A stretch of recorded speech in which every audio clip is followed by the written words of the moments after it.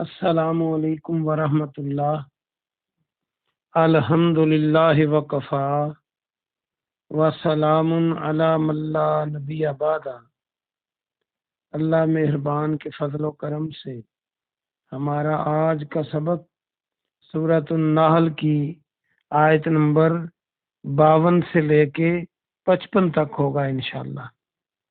اعوذ باللہ من الشیطان الرجیم، بسم اللہ الرحمن الرحیم۔ وَلَهُ مَا فِي السَّمَاوَاتِ وَالْأَرْضِ، اور لہو اسی کا ما جو فی السماوات آسمانوں میں، والارض اور زمین میں، جو آسمانوں اور زمین میں ہے اسی کا ہے۔ وَلَهُ الدِّينُ وَاسِبًا، اور اسی کی، لہو اسی کی، الدین کے معنی اطاعت بھی ہوتا ہے، دین کے معنی قائم ہونے والا بھی ہوتا ہے، جیسے یوم الدین ہے قیامت کا دن، اور دین کے معنی دین بھی ہوتا ہے جیسے اسلام ہے۔ واسبا ہمیشہ، وا سواد با نیا لفظ ہے، اس کو یاد کریں، اور اسی کی ہمیشگی کی اطاعت ہے۔ آفا غیر اللہ تتقون، کیا فا پس غیر اللہ، اللہ کے علاوہ، تتقون تم ڈرتے ہو، کیا تم پس اللہ کے علاوہ ڈرتے ہو۔ اگلی آیت دیکھیں، وما بکم، وما اور جو، بکم تمہارے ساتھ، بکم من نعمت، نعمہ کسی نعمت سے، نعمت فمن اللہ تو اللہ کی طرف سے ہے۔ ثم پھر، اذا جب، مسکم تمہیں مس کرے، تمہیں پہنچے، مسکم الضر تکلیف، یہ ضرر اردو میں بھی ہم کہتے ہیں زواد رے ضرر، فَإِلَيْهِ تو اسی کی طرف، تجارون تم آہوزاری کرتے ہو۔ جو تجارون ہے اس کا روٹ ورڈ ہے جیم الف را، جس کا معنی ہوتا ہے جب ہرن وغیرہ درندوں کے درمیان میں پھنس جائے تو جو وہ آہوزاری کے لیے آواز نکالتا ہے اس کو کہتے ہیں، لیکن یہ دعا کے لیے بھی استعمال ہوتا ہے کیونکہ بندہ دعا میں بھی آہوزاری کرتا ہے۔ با محاورہ ترجمہ دیکھیے، اور تمہارے پاس جو بھی نعمت ہے اللہ کی طرف سے ہے، پھر جب تمہیں کوئی تکلیف پہنچے تو تم اسی کی طرف آہوزاری کرتے ہو۔ ثم پھر، اذا جب، کاشفا وہ کھول دے، دور کر دیتا ہے، کاشفا، کاشف کھولنے والے کو کہتے ہیں۔ کاشف الضر، جب وہ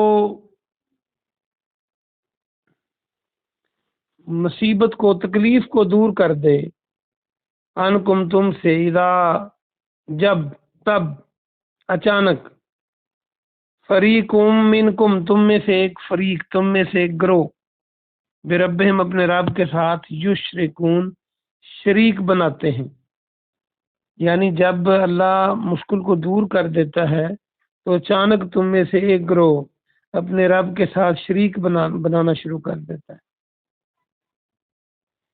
لیکفروا تاکہ وہ ناشکری کرے، تاکہ وہ کفر کرے، بما ان کی جو، آتیناہم ہم نے عطا کی انہیں،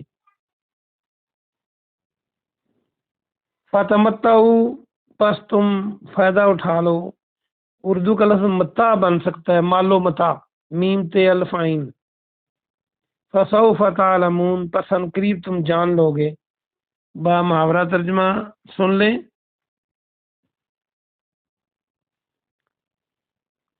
تاکہ جو ہم نے انہیں دی ہیں ان کی ناشکری کرے، بس فائدہ اٹھا لو، ان قریب تم جان لو گے۔ آج کا سبق پورا ہوا، آئیے ہم اس کی تفسیر دیکھتے ہیں۔ اللہ سبحانہ و تعالی نے آج کے سبق میں بھی یہ بات جاری رکھی ہے کہ آسمانوں اور زمین میں جو کچھ بھی ہے وہ اللہ کا ہے. یہ پچھلے سبق میں بھی آیا تھا. اللہ ہی اس کا مالک ہے، اللہ ہی اس کا خالق ہے، اللہ ہی اس کو سنبھالے ہوئے ہے، اللہ ہی ان کو عزت و ذلت، دکھ تکلیف، بیماری، شفا دیتا ہے، جو کوئی بھی زمین و آسمان میں ہے. اور پھر ہمیشہ اسی کی اطاعت ہے.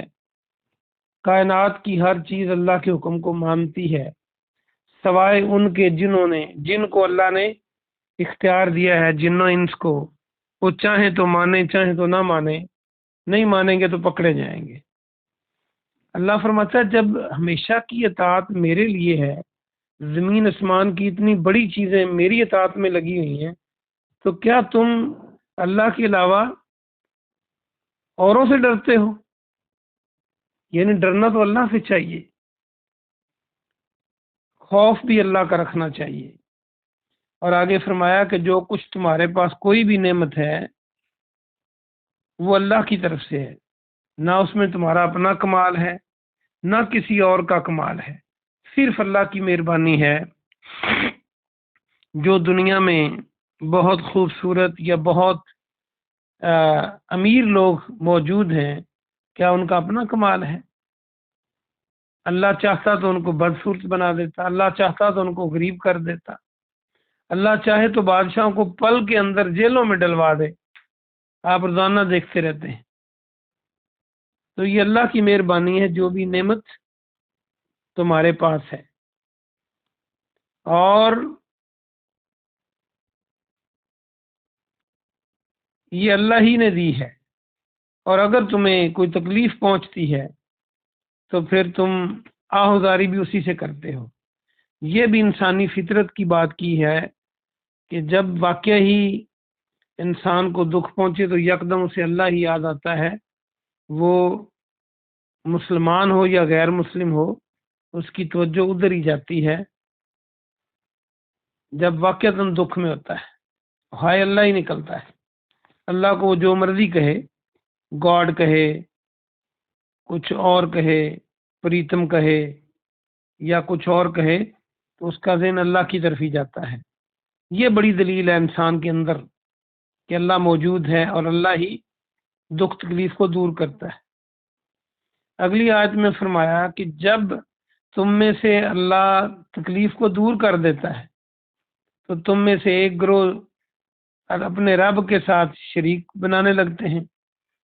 اس کا مطلب یہ ہوا کہ دکھوں میں تکلیفوں میں اللہ کو پکارنا چاہیے. کسی اور کو کوئی پکارے گا تو پھر یقینی بات ہے اسی سے آہوزاری کرے گا، تو یہ شرک کا ارتکاب ہوگا. اور اللہ جب دکھ دور کر دے پھر بھی اسی کا شکریہ ادا کرنا چاہیے، نہ کہ توجہ اور طرف جائے. یہ ایسا کیوں کرتے ہیں جو شرک کرتے ہیں؟ اللہ فرماتا ہے یہ جو ہم نے ان کو عطا کیا ہے اس کی ناشکری کرتے ہیں. یعنی نعمتیں ہم نے دی، دکھ دے کے ہم نے اس دکھ کو ٹالا، اور یہ نعمتوں کا کفران کرتے ہیں کہ پھر میرے ساتھ شریک بنانے شروع کر دیتے. اللہ فرماتا ہے جان لو، پھر فائدہ اٹھا لو جتنا اٹھا سکتے ہو. عنقریب تمہیں اس بات کا علم ہو جائے گا، تم جان لو گے. یعنی جب قیامت کا دن ہوگا تو جن کو اللہ کے علاوہ لوگ الہ بناتے ہیں، اللہ کے شریک ٹھہراتے ہیں، اللہ کی صفات ان میں ڈالتے ہیں، اللہ کے اختیارات ان میں ڈالتے ہیں، قیامت کو وہ انکار کر دیں گے اور کہیں گے کہ اللہ ہم نے نہیں کہا تھا انہیں. یہ خود ہی ایسا کرتے رہے، حتیٰ کہ شیطان بھی کہے گا کہ میں نے انہیں نہیں کہا تھا، اور ان کا نفس اپنا اس طرف تھا، تو میں نے تو توجہ دلائی تھی اور یہ میں لگ گیا میرے پیچھے. تو مجھے تو اللہ سے ڈر لگتا ہے. اللہ پاک سے دعا ہے کہ اللہ پاک ہمیں آج سمجھنے کی توفیق عطا فرمائے، تاکہ ہم شرک و بدعت سے، کفر سے، اللہ کی نافرمانی سے، گناہوں سے بچ جائیں اور کامیاب ہو جائیں دونوں جہانوں میں. سبحان ربک رب العزت عما یصفون وسلام علی المرسلین والحمد للہ رب